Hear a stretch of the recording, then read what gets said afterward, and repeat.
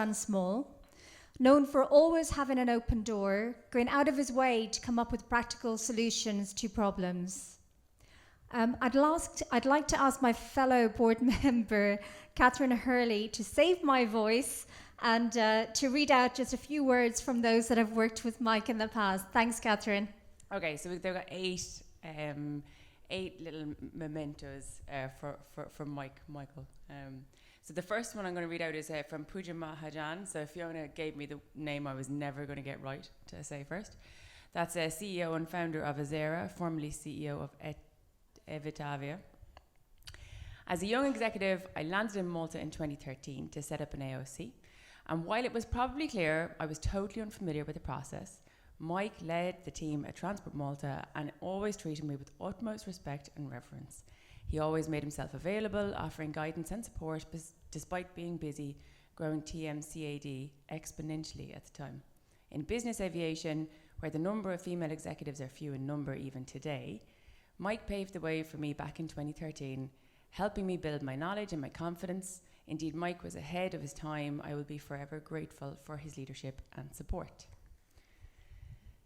Then we have one from Nick Van der Meer, who is COO of VistaJet, who writes, true gentleman, passionate, willing to always fight for what is right. His word is his bond. Those words resonate with me when I think about Mike and all the dealings I've had with him. Okay. And then we move on to Robert Foster, who is founder and CEO of Oasis and AirCM. I'm not in the airline industry. I apologize if I get in half of this wrong. I first met Mike in 2016 when we applied for an AOC in Malta. He made an immediate impression of being very professional and helpful. It was clear that his team were equally respectful of Mike's abilities, both as an aviation expert and also a genuinely good man. Subsequent years of working with Mike only reinforced that position, and we were truly disappointed when he left TMCAD. I am extremely grateful to have had the honour to work with such an icon in the aviation industry. Compared to Mike, I was a novice in the world of aviation, and yet he guided us with a friendly and sometimes firm hand.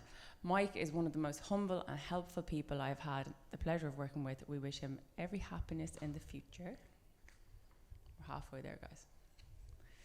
Andrea Zanetto, who is Group COO of Comlux, says, I was lucky enough to work closely with Mike. His knowledge about air operations was so deep that he could really understand your needs, guide you to take the right and the safe decisions, and not forget the business nature of everything.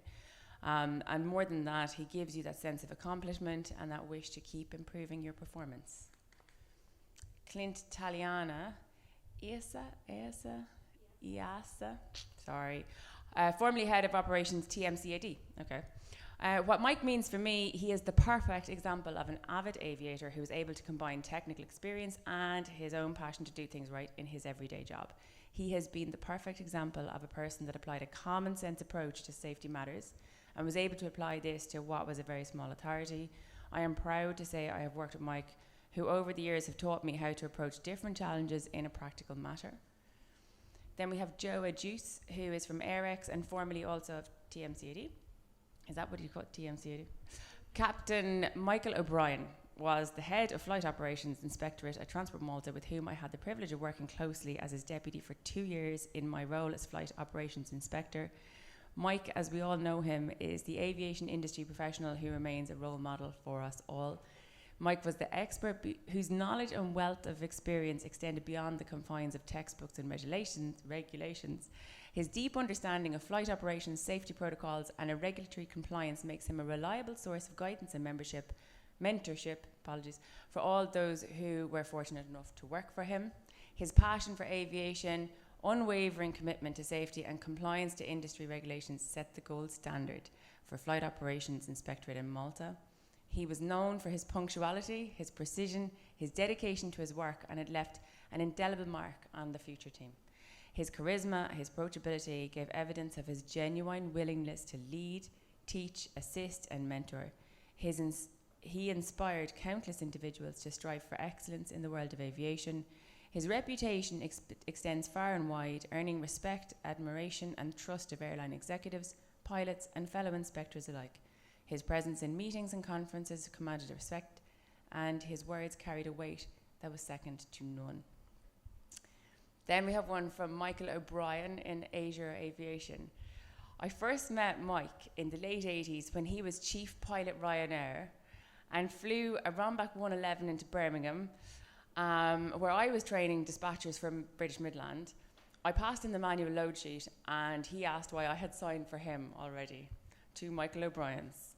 Aviation is my love and passion, and I could sit with Mike when listening to aviation and, of course, band stories for many a night. Have a special evening, Commander O'Brien. Thank you for settling me into Malta in 2011. And I remind you again, do not forget to write that book. I have one more, lads. It's on my phone. So this one is from Adrian Spiteri, who's in the room, so I don't know why he's not talking himself. But anyway, of Moldavia and now Alliance. So, in my career, spanning various roles in the aviation sector within the oil and gas industry, I've had the privilege of working alongside a multitude of expatriates from diverse nationalities. While each brought their unique expertise and professional acumen to the table, many had a perceptible undertone of temporary engagement or transient involvement. However, with Micheal, my experience was remarkably distinct and positively so from our very first interaction. Micheal was not merely a colleague, he was the epitome of commitment and ownership, especially in his indispensable role at the Department of Civil Aviation and Flight Operations Inspectorate. His dedication transcended ordinary expectations, immersing himself not just in the tasks at hand, but becoming a veritable wellspring of knowledge concerning regulatory structures. Micheal embodied a rare blend of consummate professionalism and gravitas, elevating the role beyond its outline boundaries. Noteworthy is the credible voice he lent to Malta in the European Union Aviation Safety Agency and various other prestigious international forums. His contributions have not only been significant, but have forged a path that will be referenced and appreciated for years to come. Despite his numerous accomplishments and the weight of his role, Micheal was, first and foremost, an unparalleled gentleman. He was consistently a pleasure to engage with, always available, always eager to guide, and ever willing to share his vast reservoir of knowledge with everyone, irrespective of their position or rank. His legacy is not merely etched in his professional achievements, but is warmly remembered in the generous sharing of his expertise and the gentle manner in which he imparted wisdom. Micheal, your presence is deeply missed, yet your impact continues to resonate within us and the corridors of the aviation industry. Your footprint is indelible, and your spirit of genuine collaboration and mentorship will forever remain a benchmark in our hearts and minds. Thanks, Capt. Ladies and gentlemen, well, you've kind of done it already, but please show your appreciation for Mike O'Brien.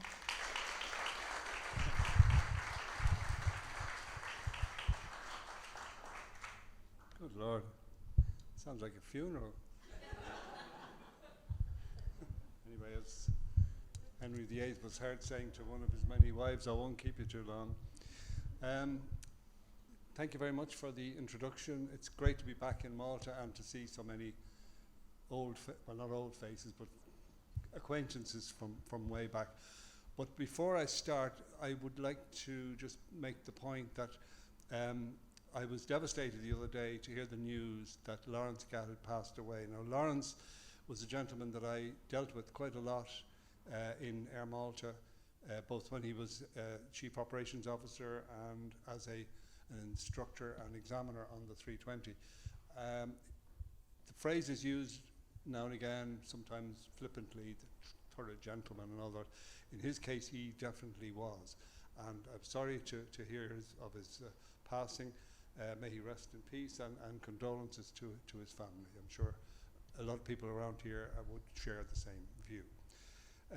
So when I was asked to come here and say a few words by Fiona, I said, well, I don't know very much about business in Malta or what to do, and I've been here for over 7 years. And she said, oh, it doesn't matter, just, you know, talk about yourself and where you came from and all that sort of stuff. And I said, well, that'll bore the pants off everybody. And she said, no, it won't, no, it'll be okay. So let's hope she's right. So I tried to put together a few things without, you know, passing the time limits that I have, but in a sort of an order from way back. So you might say, well, the caption initially was from Malahide to Malta. Now everybody knows where Malta is, obviously, but where is Malahide? And I know some people around here probably know where Malahide is, but for those of you who don't, it's a small seaside village to the north of Dublin City. Lovely place, and gets better all the time. And when I was 4 years old, my father had a field in a suburb of Malahide called Yellow Walls, and he had an idea of buying an old tram from the Dublin United Tramway Company, which was now defunct, and they had all these trams lying up, and you could buy one quite cheaply. So he bought one of these and put it in the field. So we had this tram for the summer months. So in June, July and August we would go to Malahide, to Yellow Walls, and live there, and it was idyllic. There were very few houses around. It was right on the shores of Malahide estuary. A couple of good friends around the same age, and it was magic. It really was fantastic place, and we lived there right through every single summer. But what was of interest was the fact that the old runway 24 at Dublin Airport meant that aircraft coming in on those aviation people here on a left base for the old runway 24 would come over Yellow Walls at relatively low altitude, DC-3s, Vicons and whatever. And so I got this fascination about airplanes, and eventually made my way to the airport when I was about 10 or something like that, 10 and a half or so, on the bus, much to the dismay of the parents. But I made my way back, and once I got there and back in one piece, they didn't mind after that. So I would go on the odd Saturday out to the airport and get involved, go into the hangar, go to the fire station, get to know people, sort of thing you couldn't do today with security, obviously. And there was a chap called Ned Campbell, who I never met, but he wrote an article in an Aer Lingus magazine called Air Scéala, which is air news, basically, in Gaelic. And he wrote this article about this strange young fellow coming to the airport, and the Sunday Press, which was a large newspaper at the time, picked up on the article, and they wrote, they were around to the house taking pictures, asking parents what was going on here. And this came up, I can see it on the board here. The little boy watches planes go by, and of course I got a lot of ribbing from the mates in school, as you can imagine. I was 11 years old at the time, but whatever, there we are. It's an old photograph, it's an old cutting from the paper, obviously in 1955, so let's not do the maths here too carefully. But however, what I didn't realize was that behind all this there was a gentleman called David Montgomery, and David was the secretary of the Aero Club of Ireland, which was based in Weston Aerodrome, which is just to the west of Dublin, a few miles out. And he saw this, and he was very interested in the whole light aviation scene. He used to write the newspapers himself. And he contacted the press and said, look, you know, we'll take this young fellow on a flight, and you can do another run with your newspaper. And before I knew it, I was going off out to meet David to fly on my first flight to on a BA Swallow, which is an old single engine aeroplane with the open cockpit and so on. And this came up here. It's not a very good photograph, but that's yours truly in the seat. And David, lovely man. Unfortunately, a few months after that photograph was taken, he was killed at just outside Weston in a tiger moth accident.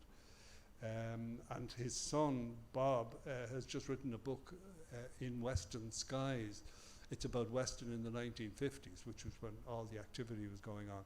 But anyway, flew around with this, this my first flight, so it was quite interesting. And we flew over Maynooth College, which is here. Now, later on in life, when I became a regulator, I was advised that this was not terribly legal, and the fact that we were flying under the spire of Maynooth College Church was not exactly the way to be flying an airplane, VFR or not. However, I was not the pilot in command, so therefore I would not be held responsible for that. But that's me in the front and David in the back. It's an old Swallow with a Cirrus Minor engine for those who are interested in it. And there we are. So, going through school, I still maintained an interest in aviation with the hope that sometime in the future I could go and get a job there, and so on. The other interesting thing and feature about Malahide was the fact that up the road from where we lived, there was a pipe band. I said, what's that got to do with it? Well, it has relevance somewhere along the way, because we would hang around with other kids listening to the pipe band, playing the odd night, practicing.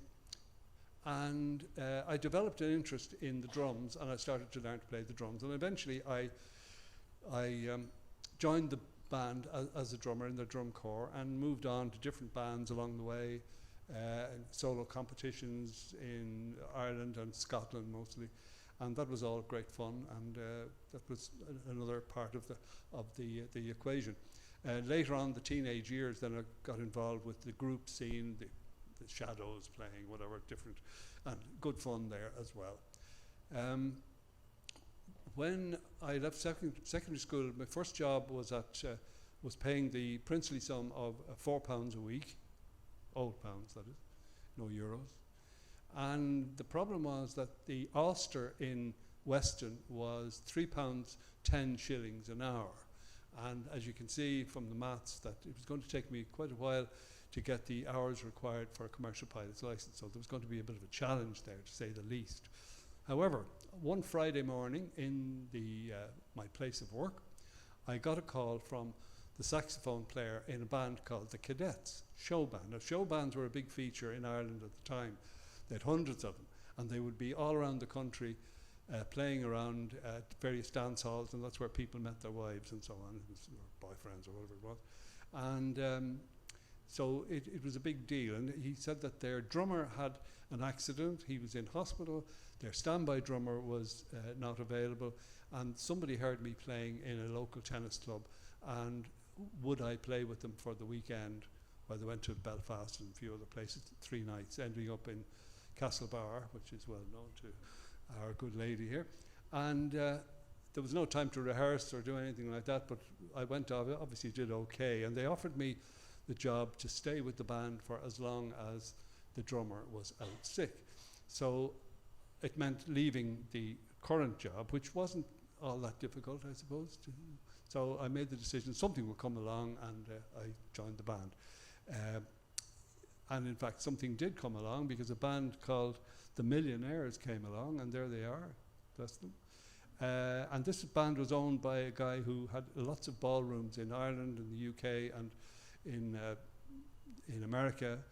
And we did a lot of touring, and it was all good stuff. But the main issue was that there was a few more shillings coming in every week, so I could start up a bit more flying, and I went solo and got PPL and so on. And then after that, hours building, I got in with the Tiger Moth with some friends, and there's a very dirty overalls, whatever. That's the old Tiger out in a little field out to the west of Dublin, where we had a hangar we built ourselves. And it was kind of basic stuff, but at least the hours were being built up, and it was great fun. After that, the band was ending up in doing one of their tours in America and Canada. So I arranged, as I got closer to 200 hours and so on, to finish off in a proper flying school, because there was no real official flying school apart from the Air Corps in Ireland. So I decided to hop off in Toronto and go to the Central Flying School in Toronto. So I ended up with the band on tour. We ended up in New York at the last night, and they came back to Dublin with me drums, and I went up to Toronto with no job and wondering what the hell I was doing there. However, it all worked out okay, because I got all the details and all the stuff that was needed to finish off the commercial license. But of course it was a single engine license with no instrument rating or multi-engine rating, so no jobs available. So I came back to Ireland. There were no jobs there either, but however, there was a band in Galway out in the west of Ireland, which you mentioned earlier, and well, slightly before that, but they were looking for a drummer, so I played for a summer season with them before getting the first job in aviation, which was considerably less money than I was earning in Galway playing the drums. But however, we had to start somewhere. Now, this company called Shannon is back again in the news. Shannon Aircraft Holdings. The trading is Irish Air. It didn't last very long. But it was good for me because I was able to do the conversions on the Performance A and all the other rubbish that you had to do to get the Irish license. So I did all of that, and they swiftly went out of business. And I got another job with a company called Shannon Flying Services in an airfield called Coona, which is just a tiny little place just to the north of Limerick City, very close to Limerick. And Shannon Flying Services had a couple of small aircraft, so I got instructor's rating there. But the interesting thing, the chief pilot was a guy called Hayden Lawford, lovely man, from Jersey. But his father was in the First World War. He flew SE-5s in First World War. And he had his father's logbooks, which are really quite something to behold.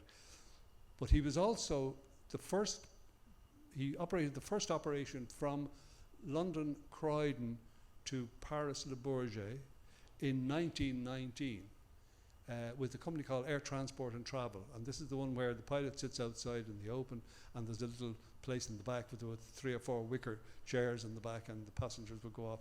And that was the first, like you might say, the forerunner of British European Airways and BA as we have it today. So quite interesting. Lovely to work with Hayden. Eventually, we did a lot of work up in Galway, flying pleasure flights out to the Aran Islands before there was an airfield there.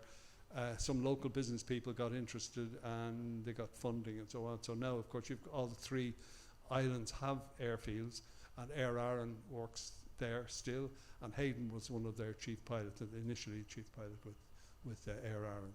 Now, in the middle of all this, one of my colleagues that worked with Irish Air was working with another Shannon company called Welltrade. Now, Welltrade were in the business of hiring out professionals like aircraft engineers and shipbuilders and so on. Their headquarters was in Shannon. The CEO was a fellow called Sean Hurley. I'm sure you've probably heard of him. But their main office was in London because most of their people were recruited there. And the reason they were interested in maybe I would get involved was that they had this Cherokee 6. Now, Cherokee 6 is a light aircraft, rather a large one, single engine, with 6 passengers. And they would fly these contractors over and back to places like Amsterdam, Bremen, Hamburg, and so on. And I was offered the job to go and work in the office during the week, arranging for passports and this, that, and the other. And also to use the aircraft to get the instrument rating, because it's going to be quite expensive to go and get that. So I was able to do that with their airplane, and when I got the instrument rating, that I could fly at the weekends going across to Amsterdam and so on, which frightened the bejesus out of them, because single engine across the North Sea, I wouldn't do it now. And there was another one that they used to do from Glasgow to Bergen, which at night with 6 passengers. No de-icing, no nothing, and you'd go Glasgow, Perth, Aberdeen, across the North Sea to Stavanger and in that. And when I think about it now, it makes me shiver at the moment, but wherever, there we are. Anyway, the capacity on the Cherokee was not enough for the operation that they had. They were getting more and more people. So they decided they needed a DC-3, and there it is. Now, this DC-3 was interesting from a Maltese perspective because it was originally with the German Air Force, and it came to a company called MIACO, which was Malta International Aviation Company. I'm sure a lot of you around the room will have remembered that. Kind of the forerunner of Madabia, and operating out in the desert in Libya. And that aircraft was on the N registered, November 3179 Quebec, and that ended up coming to Gatwick. It was over a Christmas period. I remember it landed at Gatwick, and the ice coming off the wings, having gone through all sorts of weather on the way in, and looked at the tech log, and it said it came from Halfar. And I said, where in the name is Halfar? Of course, I know where it is now, but I didn't know then. But anyway, it came from Halfar, and it started to operate to bring people back to the UK for Christmas, and then after Christmas to bring them back. Now, the captain had little or no twin experience, but he went off to Florida and did a type rating on the DC-3. So once he had a type rating, he could fly around on this thing, and he didn't really need a qualified co-pilot. That's the way it was with Part 91 because it was a private operation. But they decided to get an experienced first officer. So this experienced first officer, and I put in a plea for somebody to go in the cabin, because although we didn't need cabin crew because it wasn't commercial air transport, the fact that 36 passengers on board, and you know, think it's a good idea to have somebody back there and help with the check-in, load the bags. And the captain agreed, I think mostly because he wanted to sell the duty-free. In fact, we had more duty-free on board than a 707. We had crates of booze every flight, so I was selling the booze, and I think that was the main reason I was there, safety reasons, that's for sure. But there were some interesting events. Before Christmas, I remember we took off from Bremen to London with a full load, with full flap. And even down the back, I realized there was something funny going on, and opened the door, and the two guys shouting at each other. Thankfully, they didn't raise the flap all in one go, but well below VMCA. I think people in the industry will know what that means. And that was one of the issues. Another one going back into Gatwick, where the captain was busy doing something, reading or writing something, and I went in to give cabin secure, and this experienced co-pilot was doing an ILS approach onto the westerly runway at Gatwick, and he was very happy doing this, and of course I realized that we were kind of getting very low, and the runway was quite a long way off, and he was following the ILS, the old-fashioned TDI, track deviation indicator with the two, and everything was in the middle, it was fine. The only problem is there was two off flags beside the so as those people in the industry will know, there was no signal coming through to the instrument. So although he thought he was doing a good ILS approach, he was not on anything, and we were descending rapidly towards the ground. So here, this experienced first officer, we eventually landed. But a few days later, we were taking another load of passengers back to Munich, and the captain lived down the road in Horley, and he went home for his dinner, and the co-pilot was going to get the weather, and I was going to board the passengers and lock down the baggage and this, that and the other, and that was fine. Passengers on board, the captain came along. Where's the co-pilot? I don't know, he's not back yet. Very impatient gentleman, started the right engine, number 2 engine started, closed the door when he gets here, and he did. He got there and he handed me the weather and the NOTAMs and a copy of the flight plan and said, have a nice flight.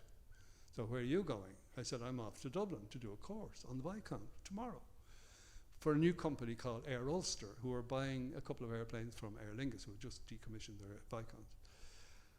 And so, you're not coming? No, I'm coming. So that's it, have a nice flight.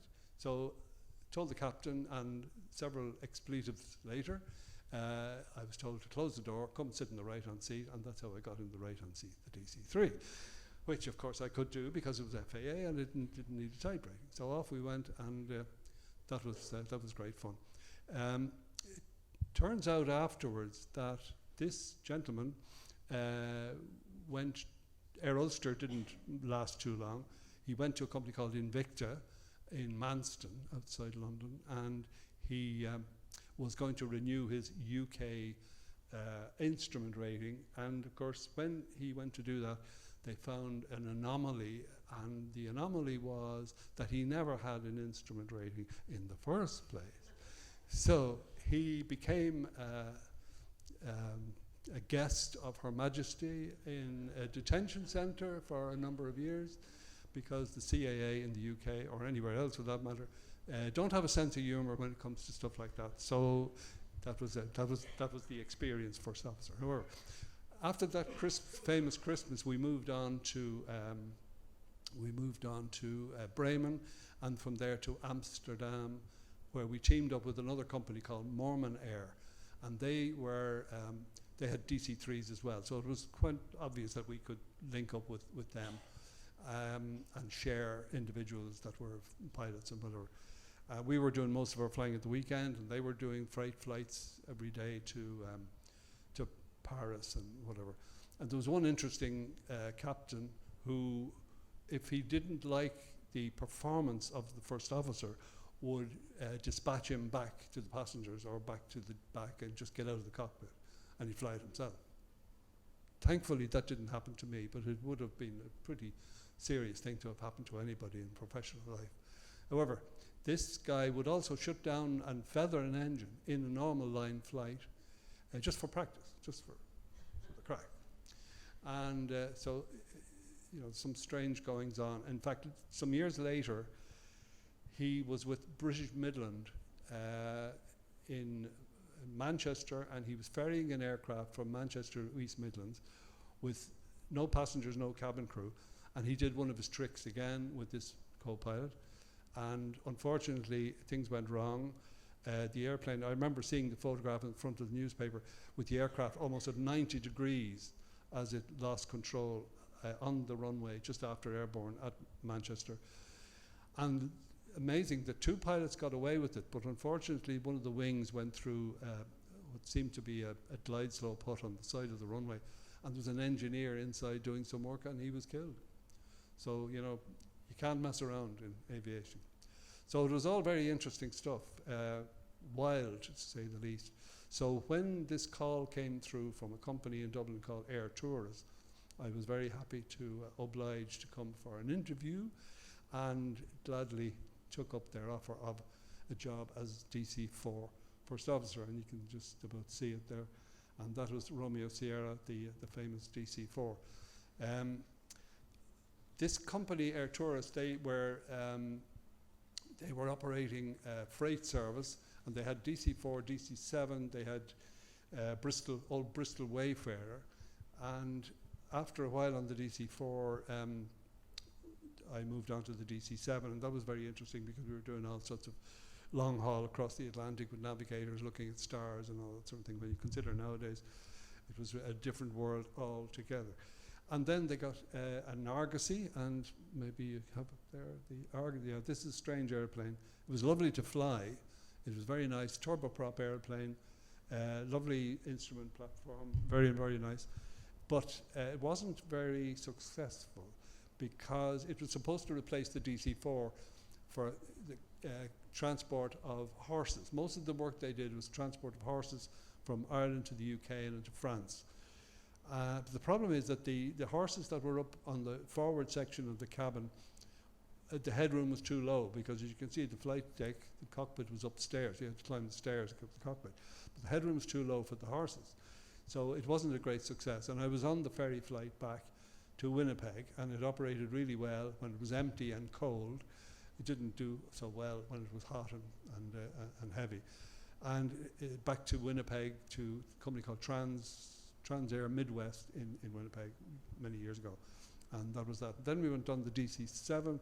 That's the DC-7. That was ex-KLM aircraft. And that was, as I say, wonderful experiences in that. Okay, and that's yours truly. It's first officer coming down the stairs somewhere in the DC-7.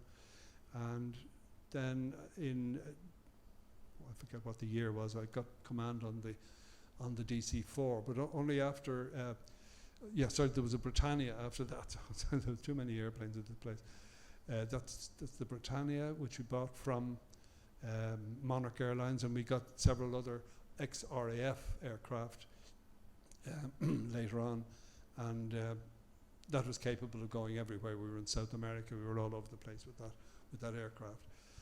So when I got checked out on the DC-4 as a captain, within a couple of weeks they were looking for, they had advertised for a captain on the Britannia, and they weren't too happy with some of the responses, so they offered me the left-hand seat of Britannia quite early on, and that was really terrific. It was wonderful, wonderful stuff.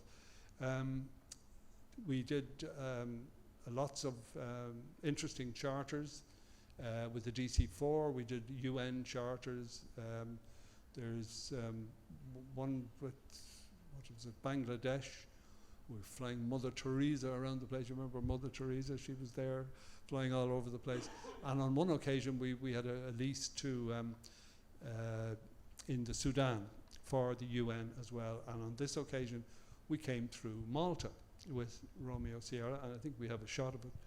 No, that's a Britannia there. No, that's a bit out of sequence, but that's myself and the new flight engineer who'd just done his first flight as a flight engineer. Actually, this is an interesting photograph because the aircraft behind it, this was on lease to Cyprus Airways. That aircraft behind, you just about see part of it. It was an N-registered DC-6. And I don't know of anybody who knows Muscat or Sib Airport in Oman. The runway, it runs parallel to the coastline. And on one side you've got the Gulf, and the other side you've got rather large mountains within a few miles of each other. Unfortunately, one night they took off and somehow got the orientation wrong, turned the wrong way. And even with 737 years ago, later when I was working at Gulf Air, you couldn't actually make a turn on towards the hills. If you're going south, you'd have to go out and do an orbit. And for a DC-6 with like 300 feet a minute rate of climb, there's no way he was going to get over the mountain, and they went into the hills. Old captain, American, old flight engineer, but they were training young Lebanese co-pilot and a Lebanese flight engineer, and nobody spotted the fact that we're turning the wrong way, and that was the end of it. But we did some work there in Cyprus, mostly to the Middle East, and once a week to London, and also in Thumrait Air Base, which is just north of Salalah in Oman. And that was interesting because we were landing on gravel, and 3 flights a day to Abu Dhabi, Bateen, and when you came back after the night, you were lucky to find out which side the runway was on, because they had gooseneck flares, and the flares used to go out on one side, and then you'd have to figure out which side of the runway. So it was a very interesting place. But it's now called Thumrait Air Base, and it was funded, of course, by the Shah of Iran before the revolution, and it's a huge air base now. So yeah, interesting times with air tourists, but I was interested in moving on to the jet equipment if I possibly could. So some friends were involved with a company called Guinness Peat Aviation. You may have heard of them. They're quite a large, very large operation based in Shannon again. They're no longer in existence, but a lot of the splinter groups that are out there at the moment, leasing companies, would have come from GPA originally. Yeah, that's the one with the DC-4 here at Luha. You probably recognise the fuel Bowsers over here on Park, God knows what. But that was the day we came in to stayed in the Dragonara Palace and wondered why we were leaving for Khartoum the next day, but that's another story. So yeah, that was that. Yeah, so GPA had mostly dry leases. The aircraft were being leased out to other people. Wet leases were not really a feature of their operation. But there was talk of a 737 operation coming up in Nigeria. So I went to Aer Lingus and I got myself the ground school for the 737-200, and I did that. And then the problem was that all of the pilots up to then had been working with other companies like Aer Lingus, Air New Zealand, or whatever, and they'd just be taken on for a contract. So they weren't into the business of training people. So I had to try and convince Tony Ryan that maybe this was a good idea. So on one of my trips, I had arranged to meet up in Shannon in their headquarters, and I had just arrived in from Milan. I'd taken 265 cattle to Milan the night before, and I knew that Tony wasn't exactly all that had great affinity with pilots, and maybe as a result of his time as the station manager Aer Lingus in New York, where a lot of prima donna 707 captains would come through from time to time. I think they used to give him a hard time. However, it was a good meeting, and maybe it in no small way was due to the fact that there was a smell of the passengers that we had the night before may have added to the spice of the occasion, and everything went well from there. So his normal snooty captain wasn't exactly what he saw in front of him. Anyway, a week later I was invited to a formal interview in the Shelbourne Hotel in Dublin. The GPA always did things very well, and offered me a job as first officer on the 737 if I did a satisfactory simulator assessment, which went very well and very enjoyable. Oh yeah, just before we forget, that is the day, I forgot to mention, that DC-4, which we mentioned there, was lying up in Dublin for quite a while, and it was then eventually sold to a company called Airwork India. And I was asked to ferry it across to Southend, and they were going to take it from there. But that's yours truly with the locks. I mean, anyway, that's another day, another era. And then 2 years ago, with the Ryans, I was on a safety roadshow in Frankfurt, and that same aircraft, Romeo Sierra, is there at the moment, and there is the same seat many years later. And I was delighted to get into it and meet up with people, and it's there today. So if you're landing on 25 left or whatever in Frankfurt, it's down on the left-hand side in the Berlin Airlift Memorial, and there's a DC-3 and a DC-4, and it's our old DC-4, the actual airplane. That's the one that's there. So for me, it was a special airplane because, I mean, it was so important along the way for me. Definitely was. Yeah, forgotten about that, yeah. So don't know where we are in the next one. Yeah, anyway, I got a job with GPA, First Officer 737. After a couple of months, I did command checks then on the 73 with Aer Lingus, and went over to Dallas to pick up the first aeroplane. Now, the first aeroplane is this aeroplane. It's EIBFC, and that was November 22 Sierra Whiskey, which was the 22nd aircraft of Southwest Airlines. So you can just imagine the amount of airplanes that they have now and over the years, and Boeings and so on. But that was only the 22nd aircraft.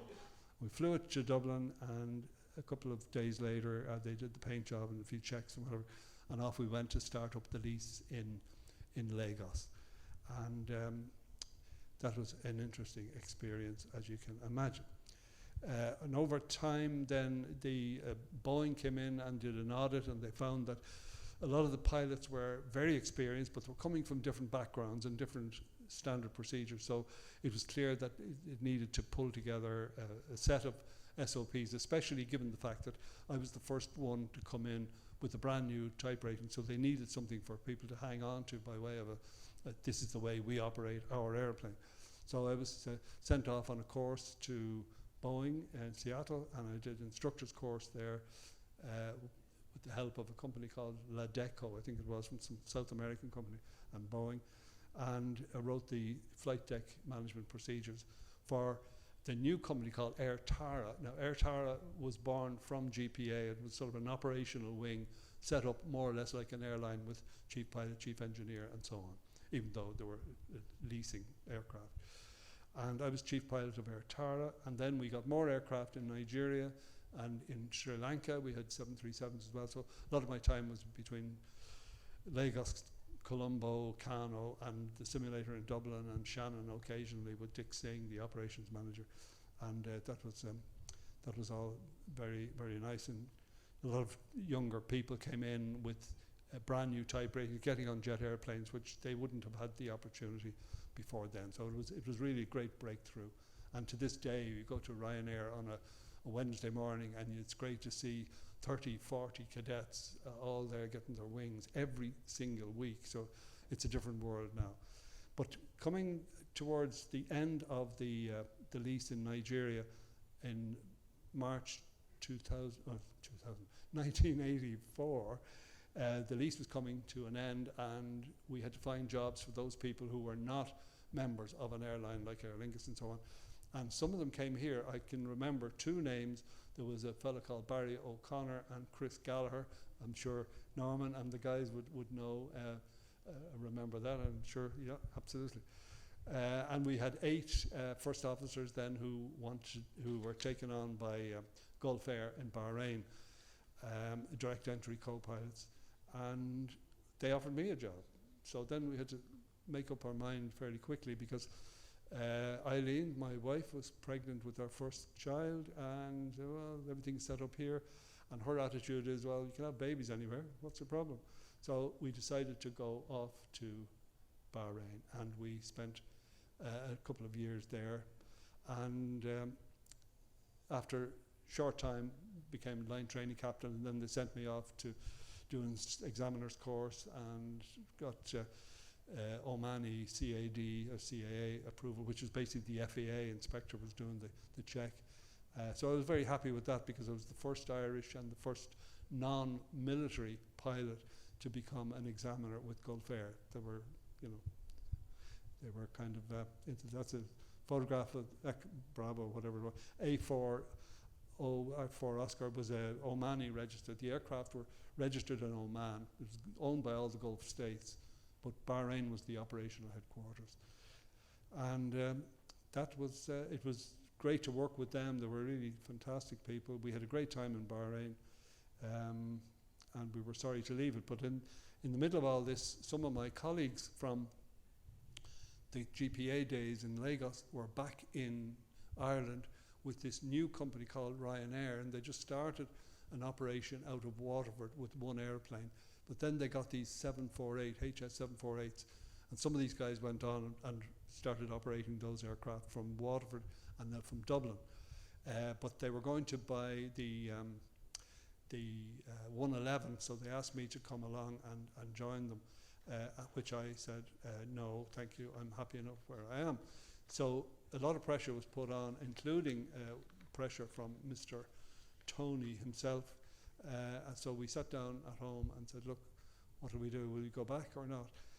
So we decided to come back to rather an uncertain future, because at that time I think Aer Lingus were in the business of putting the company out of business, which is what they would have been doing up to then. And so why change now? So it was a bit of an upstart, and it was interesting happenings from there on. You could write several books about that, but I won't go into that now. Anyway, it was interesting. Came in, joined Ryanair, did the course on the 111, and then of course we took on lots of new pilots. Once again, a lot of training. Once again, standard operating procedures, which are a modification of the Air Tara ones to suit the 111. And so a lot of hard work with a small number of people, but it worked very well, working flat out. It was fantastic. But there were a couple of, this one here, I did 7 air shows with this airplane over a 5-year period. And this one was at a place called Aviation, which is a tiny airfield, well, small airfield, in the Midlands in Ireland. And they used to have big shows there every year. So we brought the 111 over, and there's a couple of shots. There's the high-speed one, and there's the low-speed one there, which is interesting. It fell on the runway. We didn't actually land, but we were kind of getting close to it. So it was a lovely airplane to fly, really, really nice. The one aspect of this one was in 1988, and John, my youngest lad, who a lot of people would know around here, in fact he worked here with Ryanair for a while, he's now in Aer Lingus, he slept through the whole thing, having done all this practice and in simulator and everything else, and he slept through the whole with the 111. That was really quite something, because it was very loud, but he was only 6 weeks old at the time, so I had to, you know, sort of an excuse for him, I suppose. Anyway, that's that. But in the middle of all this, the Irish Department of Transport Air Operations Service were looking for aeronautical officers, the famous ICAO, aeronautical officer. Aeronautical officer could do anything, you know. And so I put in for that and got a job there. And my colleagues who were there were flying, doing licensing stuff mostly. They weren't interested in large aviation. None of them were in aviation in the commercial sense. They were all ex-Air Corps pilots, very good guys. But all the time was spent doing private licenses and commercial instrument rated around the country, which was great fun. But an audit came up, and they realized that there was little or no procedure in place for commercial air transport and the surveillance of commercial air transport. So I was asked to put together some work there, and with the help of some guys from the CAA, we came up with the inspecting staff manual in the IAA, and it's still there to this day. I know lots of legislation changes since then, but the basic one is still there. So the IAA then came along, took over the functions of the Aeronautical Operations Service, and so I had a group of flight ops inspectors. I was made the head of Operating Standards Department, and I had the flight ops inspectors and a new group called Inspecting Officers, which were a godsend. They were really good. And we got the same thing here in Malta years later, as we all know, but that's another day's work. So all of this was going on. It was really, really quite an interesting time. But over the 10 years then with them, I kept my license current on the, I got type rating on 757, 767, the 320 and the 330. And then we had, this is an interesting one, because on the 767, I was with Aer Lingus flying with the Air Aruba lease. They had a lease from Air Aruba, mostly going from Amsterdam to Aruba and Curacao. And then Translift, or Transair as it became, with the 320, and I was checked out on that. And this incident, I was in Shannon doing some work with ATC, and I was doing my bit of flying once in a while, and this airplane was supposed to go from Shannon to Faro and back to Dublin. And we got airborne, and the nose gear turned 90 degrees, couldn't get the gear up, obviously.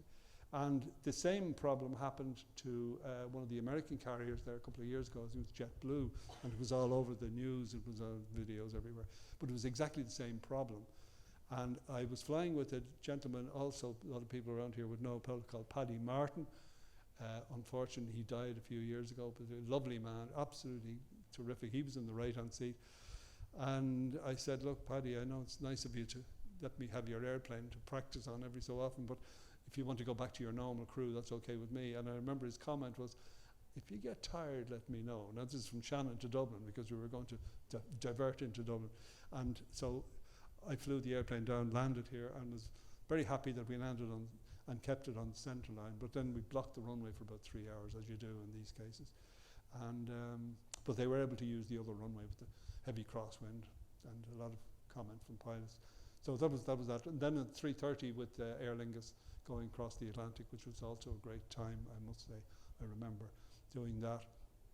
In 2000, I put in for a job here in the Department of Civil Aviation, and I moved in here.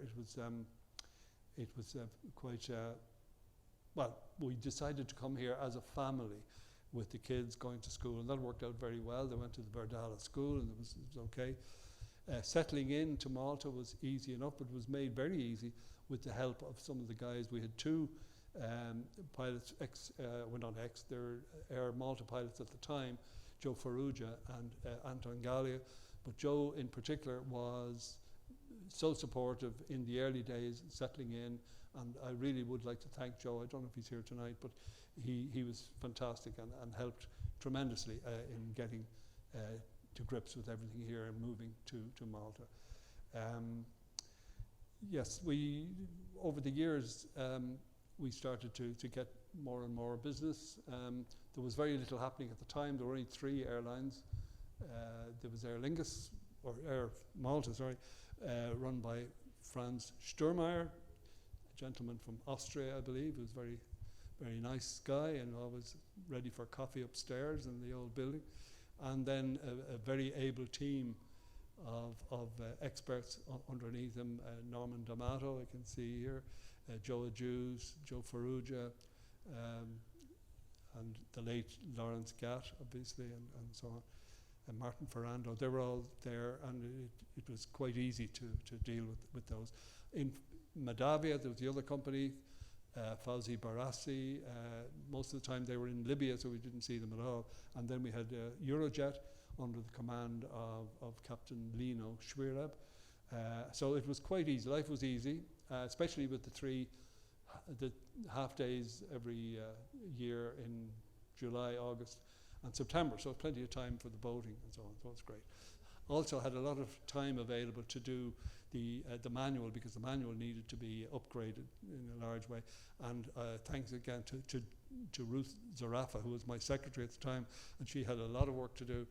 So that was good to do it at that time, because we started to pick up, as you know, a lot more business as time went on. So we had companies coming in like VistaJet, Hyperion, Comlux and so on.